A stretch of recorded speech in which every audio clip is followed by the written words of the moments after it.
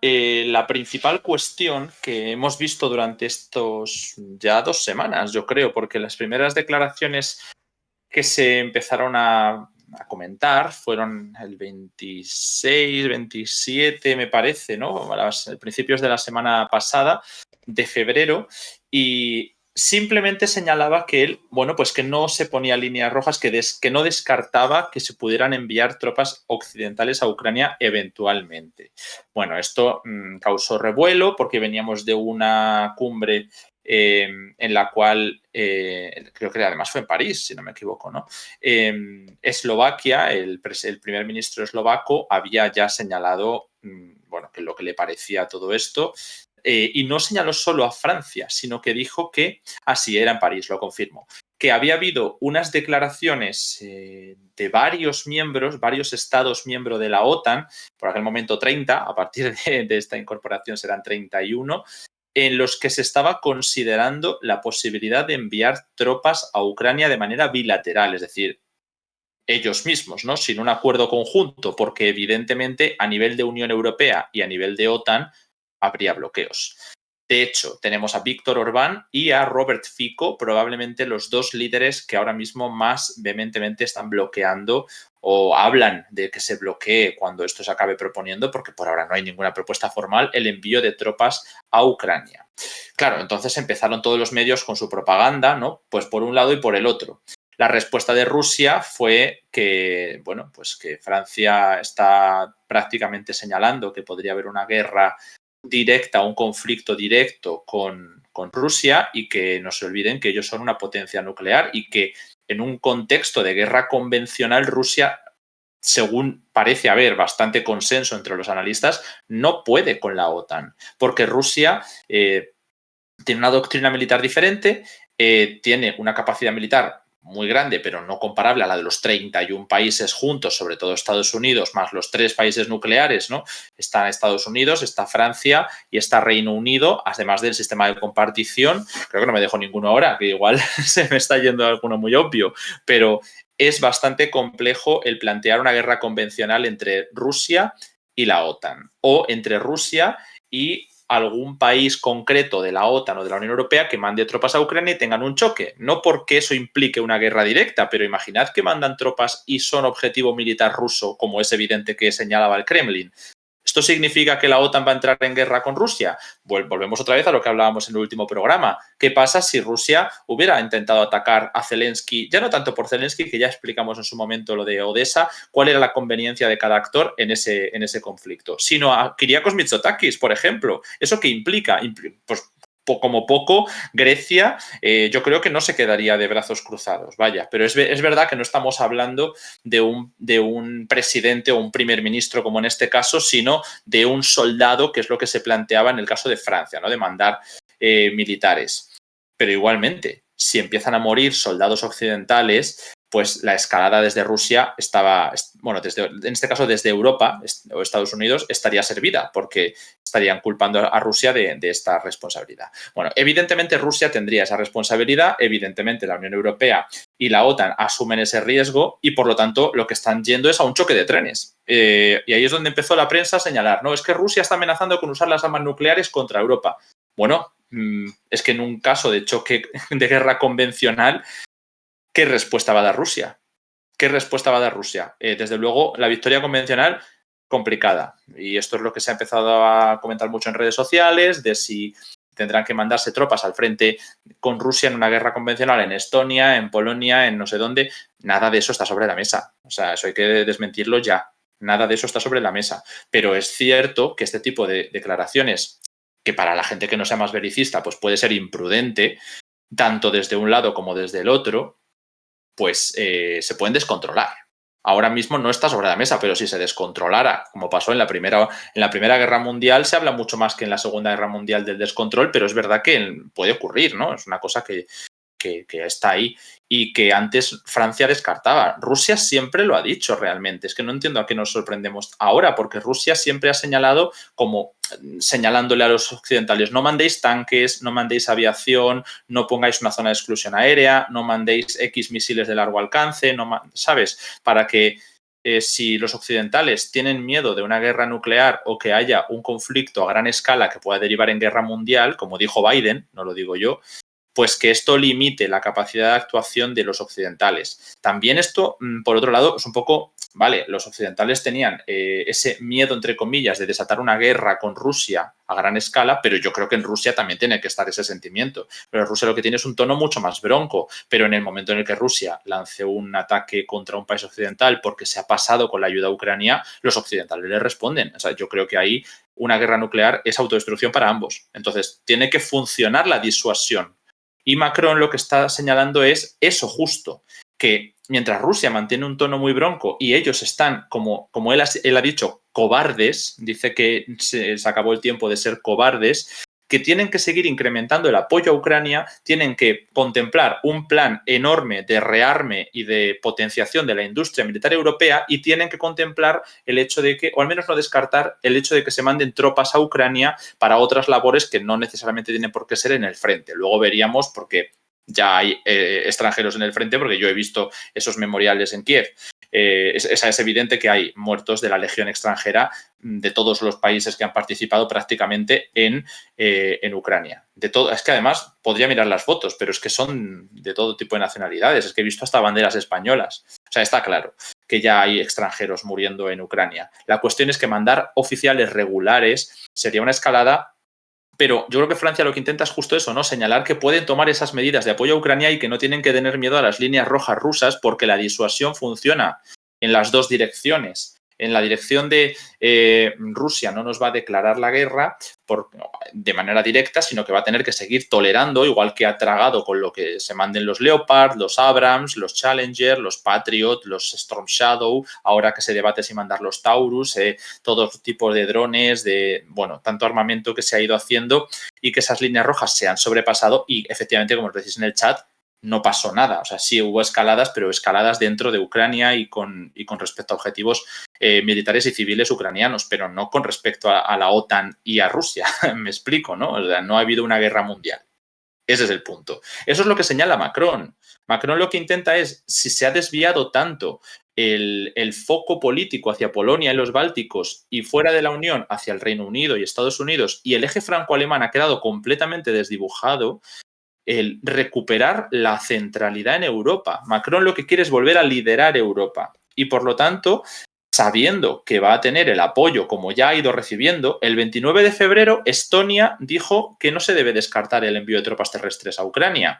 Luego Reino Unido también, según han mencionado Olaf Scholz, ya es cuando salió las declaraciones y la filtración del audio interno no alemán, hablando de que se podía atacar el puente de Crimea, es decir, en Alemania también se están moviendo cosas. Por supuesto, Lituania es uno de los países que también ha sido más beligerante contra Rusia durante todo este periodo. ¿Qué más teníamos? República Checa, otro de los países que también ha señalado que buscan nuevas formas, incluida la posibilidad de presencia militar en Ucrania, de ayudar. Es evidente que los países más vinculados a la OTAN estaban en eso y Francia había quedado desplazada. Alemania también. Alemania ha ido a rastras constantemente entre el sector verde que quiere empujarles hacia el conflicto con Rusia y el apoyo a Ucrania y el sector que intentaba mantener esa diplomacia de la que hablábamos antes. Finalmente han ganado los primeros. Además, cada paso que se da lo van ganando los primeros. Pero en Francia no hay ese debate. En Francia es un sistema mucho más central, porque al final en Alemania, como es parlamentario, tiene que haber unas coaliciones. Francia tiene un sistema presidencial que realmente no es del todo no así, pero que garantiza que las parlamentarias prácticamente el presidente tenga garantizada la gobernabilidad. Tiene que manejarse mucho con las calles, tiene que manejarse con algunos sectores internos, pero Macron ha podido cambiar de gabinete cuando lo ha necesitado para comerse un poco el espacio del centro o de la extrema derecha. Y recordemos que él empezó siendo un sector liberal y que no ha tenido grandes problemas internos por ello, problemas internos en su partido, ¿no? Problemas internos en Francia ha tenido todos los del mundo. Entonces, ahora, después de estas últimas declaraciones en las que ha vuelto a señalar que no hay ninguna línea roja ni ningún límite al apoyo que se quiere dar a Ucrania, parece que Macron ganaría peso entre los más beligerantes, es decir, entre los bálticos, como he señalado ahora, También entre Polonia, aunque haya cambiado un poco su gobierno, hay tensiones iguales con Ucrania, pero sigue siendo de los más beligerantes. Con República Checa, porque igual que en Eslovaquia ha habido cambios en estos años, también los ha habido en República Checa en dirección contraria. Si os fijáis en la última cumbre de Visegrado, iban Polonia y República Checa más antirrusos que, no que nunca, pero más que en la última década. Y por otro lado, Hungría y Eslovaquia estaban haciendo unas declaraciones incendiarias sobre la OTAN o sobre la forma de relacionarse con Rusia. Y bueno, pues Visegrado se intenta mantener como que no se ha destruido, pero está bastante tocado. Entonces, lo último que quería comentar, ¿no? Era eso, como Macron ya no solamente se filtraba a través de Robert Fico o a través de algunos líderes europeos que había propuesto, no propuesto, sino que no había descartado el envío de tropas, sino que ahora ya se habla abiertamente de que hay que tomar decisiones valientes, de que no hay que ser cobarde, de que cuenta con el apoyo de los países del este, los que he explicado, y además ahora lo ha explicado internamente en Francia. Es uno de los puntos clave, y es que Marine Le Pen han criticado, después de que se hable con todos los partidos, que Francia, pues que puede fijar esas líneas rojas, pero en el momento en el que las ha planteado o las ha hecho públicas, la posibilidad de enviar militares franceses y soldados a Ucrania, o dice, contra una potencia nuclear, ha dicho literalmente, como es Rusia, le parece irresponsable y extremadamente peligroso para la paz mundial. Al mismo tiempo tenemos a Jean-Luc Mélenchon diciendo lo mismo, ¿no? Que llegó preocupado por la situación a esa reunión con Macron y que se va todavía más preocupado porque Macron dice que no aprecia esos riesgos que tiene su obstinación militar. Pero por otro lado tenemos igual comentarios similares entre el líder de la derecha conservadora tradicional, los republicanos, entre los verdes, entre los comunistas. Entonces ahí es cuando hemos visto que Macron pues está teniendo oposición interna. Yo creo que también están intentando capitalizar la misma propaganda que están haciendo los medios para empujar hacia el conflicto, ¿no? Es decir, el hecho de que contemplen que puede haber una gran guerra y que Macron es un irresponsable, lo van a utilizar en su contra, cuando hay que entender que a lo mejor Macron lo que está haciendo es intentar ganar centralidad en Europa, marcar nuevas líneas rojas a Rusia, proponer que se puedan romper tabúes como enviar efectivos, aunque sea para desminado, o para poner coto a Odessa y a Kiev, que son dos puntos que se han mencionado en esa reunión, lo ha mencionado el líder del Partido Comunista, que Macron ha señalado lo del avance hacia Odessa y Kiev como una línea que podría desencadenar la intervención. Y que, claro, esas líneas rojas se puedan ir marcando no significa que vayas a una guerra directa con Rusia, pero como yo señalo y todos ellos señalan, pues existe un riesgo de que se descontrole. Pero bueno, ya está todo lo que había que traer de Francia. Si queréis preguntar cosas, las respondemos. Es que eran muchas cosas hoy. Sí, tenemos alguna... no sé si me escucha. Sí, se me Yo te, escucha. yo te escucho. Sí, tenemos alguna cuestión en el chat, ¿vale? Pero hay una en particular que yo creo que abre aristas interesantes, que nos lo planteaba... Ay, ¿dónde está? ¿Dónde está? ¿Dónde está? ¿Dónde está? Bueno, perdón. Ah, ahí está.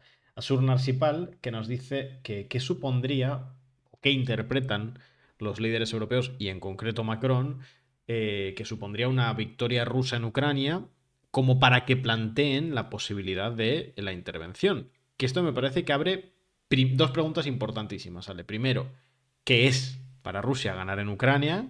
Esto lo ponemos siempre encima de la mesa. Y sobre todo, eso, cómo podría interpretar los actores europeos, sobre todo aquellos que están pugnando por esta vía como Macron, en una victoria rusa. Porque lo que vemos a menudo en la retórica o en el discurso de algunos líderes, incluso de algunos medios en Europa, es que otra vez se me escucha bajito, pero no tiene sentido. ¿Cómo puede ser? ¿Se me escucha bajito todavía? A lo mejor no bajito, pero más como que no está equilibrado con el mío, no lo sé. Vale, no sé, no, me dicen que se escucha bien. Bueno, en cualquier caso, ¿cómo interpretarían los distintos líderes europeos esa victoria de Rusia como para que los haya que planteen esto en el sentido de esta retórica, este discurso que estamos viendo de, bueno, Ucrania sería solo un primer paso para Rusia? Que esto lo vemos, que está instalado en determinados discursos en Europa. Pero mira, eso no. Lo primero, tenemos la meta para actualizar, que no se me olvide, que está Ah, ya cierto, sí. está Gracias a lista. todos. Quería señalarlo. A ver, los escenarios de la guerra han cambiado un montón y lo hemos explicado un montón de veces, que Rusia tenía unos objetivos y una estrategia durante las primeras semanas. Lo fue cambiando durante esos siguientes meses. Se reorganizó internamente la forma de llevar a cabo la guerra para destinar unos recursos a la defensa que le permitieran estabilizar los frentes tan amplios que había creado. Y los había creado tan amplios porque pretendía avasallar sobre Kiev y avanzar desde el Donbass rápidamente. En el momento en el que tienes que ir a ocupación, no puedes ir con esas líneas de frente tan líneas logísticas tan largas, tan alargadas, tan inestables, los frentes tan amplios, sin capacidad de contenerlos porque no tienes recursos. Entonces, Rusia ha cambiado mucho su estrategia durante el conflicto.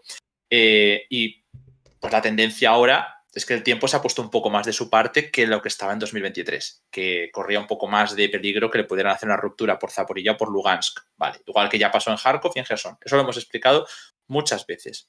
Pero lo que se entiende ahora mismo por victoria no es lo mismo que se va a entender en unos meses. La tendencia ahora, y mirad el mapa ese que sacaba Dmitry Medvedev, señalando que ellos pretendían tomar o ocupar o no sé si anexionar prácticamente todo lo que hay al este del río Dnieper, más el sur, Mykolaiv, Odessa, e incluso yo creo que había algunas zonas más, creando un estado tapón para no tener frontera con Polonia y que esos territorios polacos pudieran estar de la zona occidental. Yo no sé muy bien en qué contexto se ha producido eso, pero señala que no es lo mismo lo que puede ahora mismo reclamar con esas 4 regiones anexionadas que lo que pudiera ocurrir en caso de debacle ucraniana en el futuro.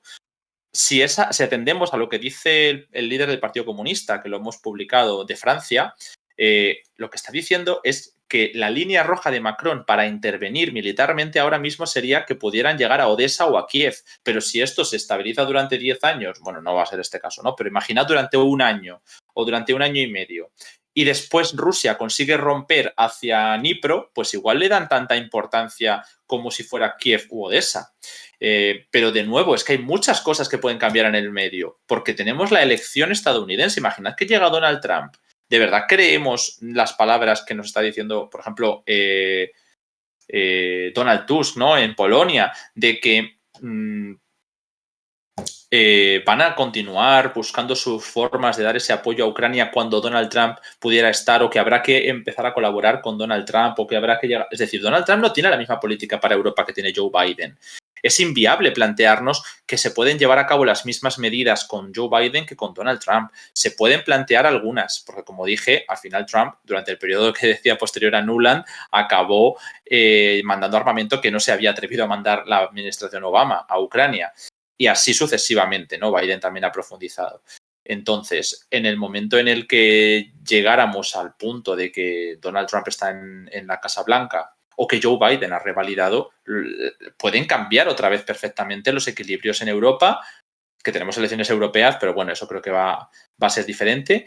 Y además también puede cambiar cuáles son las nuevas líneas rojas de cada uno. A lo mejor a Rusia o a Ucrania les va muy bien o muy mal en sus meses, en los meses siguientes, y cambian de nuevo los objetivos inmediatos. Entonces, no es viable plantearnos eso ahora.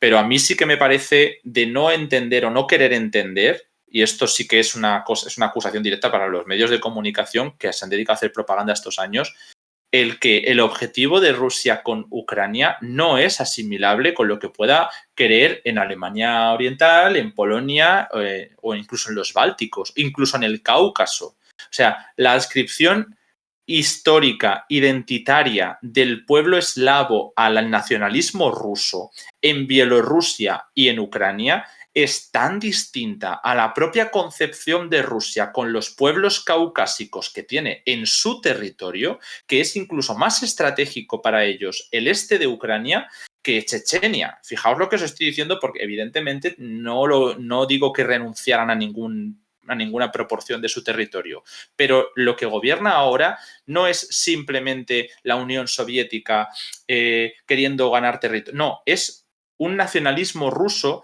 que, cuando se ha comparado con el expansionismo de algunos partidos políticos rusos, se entiende mejor con un neoimperialismo el del, por ejemplo, el Partido Liberal Democrático, que simplemente como una expansión para recuperar lo que era la Unión Soviética. No es lo mismo. De hecho, no me parece descartable que pudieran renunciar eso o a la zona de Moldavia en lugar de la de Transnistria, es decir, mantener a los pueblos eslavos, renunciar a la Ucrania occidental, pero mantener la Ucrania oriental.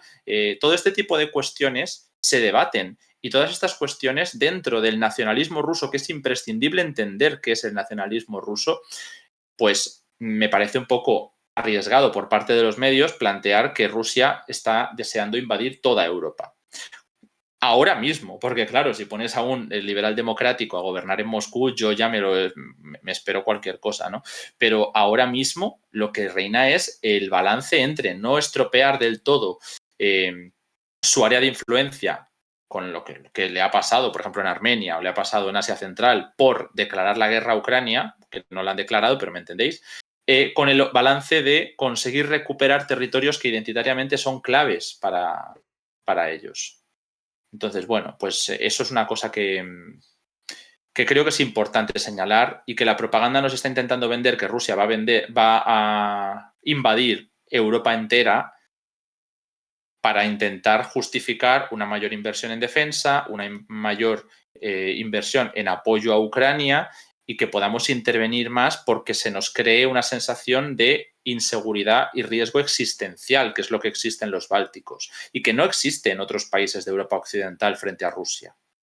Entonces ya está, si se empieza a crear una sensación de que Rusia va a invadir Europa, pues se puede justificar que ese gasto militar vaya destinado a confrontar a Rusia. Pero no tiene sentido dentro de la óptica del nacionalismo ruso. Ni ya, por supuesto, dentro de que existe la OTAN, ¿no? Pero bueno, eso a veces parece que no importa.